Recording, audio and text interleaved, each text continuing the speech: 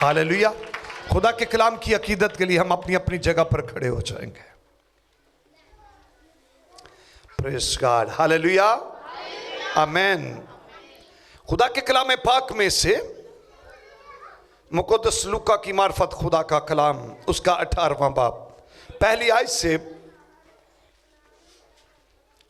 खुदा के कलाम पाक में इस तरह लिखा है, फिर उसने इस गरज से कि हर वक्त दुआ करते रहना और हिम्मत ना हारना चाहिए, उनसे ये तमसील कही कि किसी शहर में एक काजी था, ना वो खुदा से डरता ना आदमी की कुछ परवाह करता था। और उसी शहर में एक बेवा थी जो उसके पास आकर ये कहा करती थी कि मेरा इंसाफ करके मुझे मुद्दई से बचा। उसने कुछ अरसा तक तो ना चाहा, लेकिन आखिर उसने अपने जी में कहा कि गो मैं ना खुदा से डरता और ना आदमियों की कुछ परवाह करता हूँ, तो भी इसलिए कि ये बेवा मुझे सताती है मैं इसका इंसाफ करूँगा। ऐसा ना हो कि ये बार बार आकर आखिर को मेरा नाक में दम करे। खुदा ने कहा, सुनो ये बेइंसाफ काजी क्या कहता है, बस क्या खुदा अपने बरगज़ीदों का इंसाफ ना करेगा जो रात दिन उससे फरियाद करते हैं, और क्या वो उनके बारे में देर करेगा? मैं तुमसे कहता हूँ कि वो जल्द उनका इंसाफ करेगा। तो भी जब इब्ने आदम आएगा तो क्या ज़मीन पर ईमान पाएगा। खुदा के पाक कलाम का पढ़ा और सुना चाहना हम सब के लिए बाइस से बरकत हो। खुदा का शुक्र हो, आमीन। Thank you. तशरीफ़ रखें। हालेलुया, आमीन। आज जो हम सीखना चाहते हैं, हिम्मत नहीं हारनी। आमीन। क्या बोलना है? हिम्मत नहीं हारनी। हालेलुया, आमीन। फिर उसने इस गर्ज से कि हर वक्त दुआ करते रहना और हिम्मत ना हारना चाहिए, उनसे ये तमसील कही। आमीन। आज हम कहेंगे हम हिम्मत हारने वाले नहीं, हम हिम्मत हारने वाले, हम हिम्मत हारने वाले। आमीन। जो लोग हिम्मत नहीं हारते, खुदा उनके लिए सब कुछ करता है। जो लोग डिसआर्ड नहीं होते, खुदा उनके लिए सब कुछ करता है। आज मैं एक बहुत बड़े चर्च की चंद बातें आपके सामने रखना चाहता हूं। एक अजीम लीडर गुजरा है पिछली सदी का, और कुछ इस सदी में वक्त मिला, डॉक्टर युंगे चू। बहुत जबरदस्त खादम, जिनकी खिदमत के वसीला से कोरिया बदल गया। आमीन। जिन्होंने हजारों चर्च कायम किए, सैकड़ों चर्च कायम किए, बहुत बड़ा चर्च कायम किया, उसमें बड़ी ब्रांचेस हुई, और उसके चर्च का तरीका, एक तरफ से गाड़ियां लेकर आती और इबादत हो जाती, दूसरी तरफ से गाड़ियां लेकर चली जाती। फिर प्रेयर सेल बनाए, टेक्निकल स्कूलों कॉलेज एजुकेशन के लिए तलीम बालगाह, और पूरी दुनिया में जो है वो पासबानों को बुलाकर वो कॉन्फ्रेंस करते। लेकिन अब गौर करें, हिम्मत जब खुदा के लोग करते हैं तो खुदा उनके लिए क्या करता है? अपनी गवाही देते हुए वो बयान करते हैं कि जब मैं बीमार था तो मैंने कई माह तक बुद्धा से दुआ की कि बुद्धा मेरी सुने, लेकिन कोई जवाब ना आया। फिर मैं और देवी देवताओं के सामने दुआ करने लगा, लेकिन किसी ने मुझे जवाब नहीं दिया। एक क्रिश्चियन लड़की आती है, उसे कहती है बाइबल पढ़, और रोती है। उसे डांटता है, झिड़कता है, भेज देता है, लेकिन वो रोती है और कहता है मैंने सोचा ये लड़की ना मेरी वाइफ है ना मेरी बेटी है, मेरा इसके साथ कोई रिश्ता नहीं, तो मेरे लिए इतना दर्द क्यों लेती है? कहते हैं کہ ہوا یہ، میں نے اس کے آنسوؤں کو دیکھا. جب آنسوؤں کو دیکھا تو کہتا ہے لا میں بائبل پڑھتا ہوں. اور جب بائبل پڑھتے ہیں تو مقدس متی کی انجیل سے پڑھنا شروع کر دیا. اور جب مقدس متی کی انجیل سے پڑھنا شروع کر دیا تو آگے خدا کے بیٹے خداوند یسوع مسیح کے معجزات، ان کی تعلیم کو پڑھنا شروع کر دیا. اور کہتے ہیں جب جب میں پڑھتا رہا خداوند یسوع مسیح نے مجھے شفا بخش دی. آمین. شفا بخش دی. اور خداوند نے خدمت کے لیے بلایا. جب خدمت کے لیے بلایا تو کہتے ہیں میرے پاس ایک فوجی خیمہ تھا. اس وقت کوریا یہ جنگ عظیم میں سے لوگ گزرے اور بڑی بھوک تھی، بیماریاں تھیں، لوگ مر رہے تھے اور بڑی پستی کا وہ دور، بڑی تاریکی کا دور تھا. تو کہتے ہیں وہ فوجی خیمہ. اور خداوند نے مجھے ستار صاحب خدمت کے لیے کہتے ہیں بلایا، ایک میں اور ایک میرے چرچ کا ممبر. میں نے ایک بندہ عبادت کروانے والا اور ایک کرنے والا بیٹھے ہیں. اور خدا کا خادم کہتے ہیں ایک دن وہ مجھے ایک گھر میں لے گیا. جب گھر میں لے گیا تو میں نے ان کو کلام سنایا. ان کے گھر میں جا کر کلام سنایا کہ آپ خدا کے ساتھ آؤ، خدا کے گھر میں آؤ، عبادت کرو، خدا آپ کو بچائے گا اور اچھی جگہ دے گا. تو اس عورت نے ڈاکٹر یونگے چو کو یہ کہہ کر اپنے گھر سے نکال دیا کہ ہم تو نہیں ڈرنے والے، ہم تو پہلے ہی جہنم میں ہیں، ہم نہیں آئیں گے. کہتے ہیں میں ان کے گھر، اس نے یہ کہہ کر دروازہ بند کیا اور ہم اس کے گھر سے نکل آئے. جب نکل آئے تو میں پریئر فاسٹنگ میں تھا. میں دعا اور روزہ کرتا رہا. ایک آدمی عبادت کرنے والا اور ایک کروانے والا فوجی خیمے میں، یہ چرچ لگا ہے. تو کہتا ہے پریئر فاسٹنگ کے بعد کہتے ہیں پھر خدا نے مجھے بھیجا. میں نے کہا خداوند اس عورت نے تو ہمیں گھر سے نکال دیا.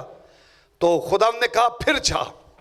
اور جب گیا تو کہا کہ میں کون سا کلام سناؤں، وہ تو کلام سننے کے لیے تیار نہیں. تو ہوا یہ، اس نے کہا کہ میں نے کلام سنایا کہ اگر تو خدا کے گھر آئے گی، خدا کے ساتھ چلے گی تو تیرا خاوند شراب چھوڑ دے گا اور تیرے بچے چوریاں چھوڑ دیں گے. وہ کہتے ہیں ایک خاندان اور اس عورت کے 12 بچے تھے کوریا میں. کہتا ہے کلام کیا سنایا کہ اگر تو خدا کے گھر آئے گی تو تیرے بچے چوری کرنا چھوڑ دیں گے اور تیرا خاوند شراب چھوڑ دے گا. یہ کلام سنایا اور وہ عورت چرچ میں آ گئی. تو کہتی ہے کدھر ہے آپ کا چرچ؟ تو میں نے کہا یہ ہمارا چرچ ہے. آپ غور کریں، ایک بڑا چرچ ایک دن میں دیکھیں انہوں نے 600 چرچ تو صرف امریکہ میں کھولا. پوری دنیا میں ان کے چرچز کی برانچیں. تو اس پاسبان کی خدمت کی ابتدا کیا ہے؟ ایک خود اور ایک چرچ کا ممبر. تو آپ غور کر، یہاں سے مجھے اور سبق ملا کہ وہ ممبر اس دکھی خاندان میں اسے لے کر گیا. جتنے چرچ کے ممبر ہوتے ہیں ان کی ڈیوٹی ہوتی ہے، ان کی آنکھیں کھلی ہوں کہ اپنے پاسبانوں کو دکھی خاندانوں میں لے کر جائیں. ڈاکٹر صاحب خود نہیں گئے، لے کر کون گیا؟ وہ جو اکیلا ان کے چرچ کا ممبر تھا. تو ڈاکٹر صاحب جب یہ دونوں گئے ان کے گھر تو پہلے ان کو ناکامی ہوئی. پھر پریئر فاسٹنگ، دعا روزہ چلتا رہا. اور اس کے بعد پھر گئے تو جب وہ عورت آئی تو ہوا یہ کہ ایک فیملی وہ اور پریئر فاسٹنگ چلتی رہی. اس عورت نے خدا کے گھر میں آنا شروع کر دیا اور اس کے خاوند نے شراب چھوڑ دیا اور اس کے بچوں نے چوریاں چھوڑ دی. یہ ڈاکٹر یونگے چو کے پہلے ممبر تھے. خدا نے خدمت کا آغاز کر دیا. اسی لیے ہم نے بھی ہمت نہیں ہارنی. آمین. ہم نے بھی ہمت نہیں ہارنی. آمین. کیونکہ خدا یسوع مسیح نے کہا کہ دعا کرتے رہنا چاہیے اور ہمت نہیں ہارنی چاہیے. تو خدا کا خادم پریئر فاسٹنگ میں دعا کرتے رہے اور کہتے ہیں کہ جب ہمارے چرچ میں عبادت شروع ہو گئی وہ فیملی آتی اور ہم عبادت کرتے. تو جب عبادت کرتے تو ایک دن میں نے کہا جاؤ سارے علاقوں میں پرچیاں بانٹ دو. جب پرچیاں بانٹیں گئی تو کہتے ہیں 1000 بندہ اکٹھا ہو گیا. 1000 بندہ اکٹھا ہو گیا عبادت میں. اور میں نے عبادت کروائی, کلام سنایا, اور جب کلام سنایا تو اب لوگ انتظار کر رہے تھے کہ کب پادری صاحب شفا کے لیے دعا کریں. کہتے ہیں کہ بیٹیاں بحری آئی اور سٹیج پہ آئی اور مجھے پتا نہیں تھا کہ شفا کب ہوگی یا کیسے ہوگی, کیا ہوگا. کہتے ہیں میں بڑے جوش سے اس کی کانوں میں انگلیاں ڈال کر دعا کر رہا تھا اور خداوند یسوع مسیح نے کان کھول دیے. آمین. کہتے ہیں مجھے تو لگتا تھا کب کیسے ہوگا, لیکن جب لوگ آئے تو میں نے وہ بحری جو بیٹی تھی اس کے کانوں میں کیا کیا, انگلیاں ڈالی اور دعا بڑے جوش کے ساتھ. کہتا ہے میرا جی نہیں چاہتا تھا دعا چھوڑوں, کیونکہ دعا چھوڑنے کے بعد تو لوگوں نے رزلٹ دیکھنا تھا. تو کہتے ہیں خدا کے بیٹے خداوند یسوع مسیح نے بند کان کھول دیے. آمین. تو یہ چرچ اس قدر پھیلا کہ انہوں نے کوریا کو نہیں بلکہ پوری دنیا میں تبدیلی کا باعث بن گیا. میرے بھائی جوید صاحب کوریا رہ کر آئے ہیں, ایسا ہی ہے جی. ڈاکٹر یونگے چو کا ایک بڑا چرچ, کتنے ان کے پاسبان. اور میں خدا کا شکر کرتا ہوں کہ جب ہماری منسٹری کا آغاز ہوا تو یہاں پر پہلی چھاپ لگی دل کے اندر کہ ministry church of Jesus church چلے گا. تو آج کتنی برانچز ہو گئی یسوع کے فضل سے. آمین. کتنی سنڈے سروس آئیں خدا کے لیے, ہم زوردار تالیاں بجا دیں گے. کتنی برانچز ہو گئیں, کتنی سنڈے سروس ہوتی ہے, کتنے پاسبان ہیں اور کتنے چرچ کے ممبر خدا کے فضل سے. ریگولر ہمارے چرچز میں لوگ دعا کروانے کے لیے آتے ہیں, ہمارے گھر میں آتے ہیں, اور پاسبان شہروں میں, گاؤں کے علاقوں میں, گلیوں میں, محلوں میں جاتے ہیں تاکہ خدا کے لوگوں تک زندگی کا کلام پہنچایا جائے, اور لوگ بدل رہے ہیں. آمین. جب آدمی ہمت کرتا ہے تو خداوند یسوع مسیح نے بڑا خوبصورت ہمیں ٹیچ کیا کہ ہمیں ہمت ہارنی نہیں. اگر کوئی بیماری, اگر کوئی پریشانی آپ کو تنگ کر رہی ہے, پرابلم میں زندگی گزر رہی ہے, تو یاد رکھیں اس بیماری, اس پرابلم کے آگے ہم نے گھٹنے نہیں ٹیکنے. ہم نے اپنے اندر اس طرح کی ہمت رکھنی ہے کہ وہ بیماری, وہ پریشانی ہمارے آگے یسوع کے نام میں گھٹنے ٹیک دے, تب تک چھوڑنا ہی نہیں. آمین. ابلیس اس وقت جیتتا ہے جب ہم ہار مان جاتے ہیں. جب ہم ہار نہیں مانتے, ہم میدان جنگ میں رہتے ہیں, تو یاد رکھیں آپ کے قدم چٹان کے اوپر ہے اور ابلیس ریت پہ کھڑا ہے. تو ریت والا مضبوط نہیں ہوتا, چٹان والا مضبوط ہوتا ہے. آمین. چٹان والا مضبوط ہوتا ہے تو آخر فتح ہوتی ہے چٹان والوں کی. ہاللیلویا. آمین. ایک بہت بڑی ہسٹری میں ایک وقت بڑا مشکل ترین آ گیا بزرگ داؤد کے زمانے میں. یہ بنی امون جو تھے, انہوں نے سارے بادشاہ کرائے پر لے لیے, ان کی فوجیں لے لیں, ان کے رتھ لے لیے. اب اس قدر ایک بڑا لشکر جو ہے وہ بنی اسرائیل کے سامنے اکٹھا ہو گیا کہ بہت مشکل ترین کام ہو گیا. تو یہاں پر 2 آدمی جو بزرگ داؤد کے جرنیل تھے, ایک یوآب اور دوسرا اس کا بھائی ابیشے تھا.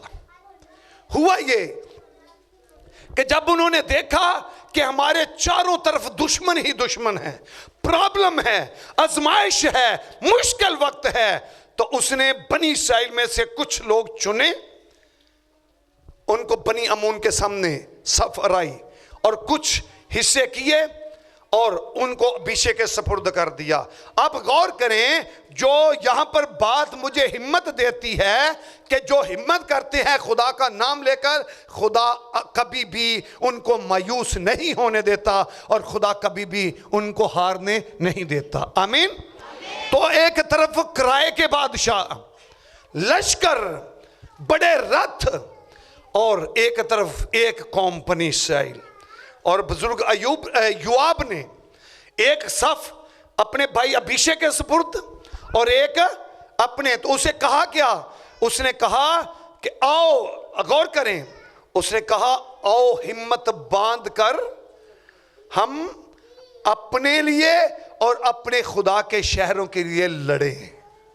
آگے جو کچھ خدا کو بھلا معلوم ہو وہ کرے. آمین.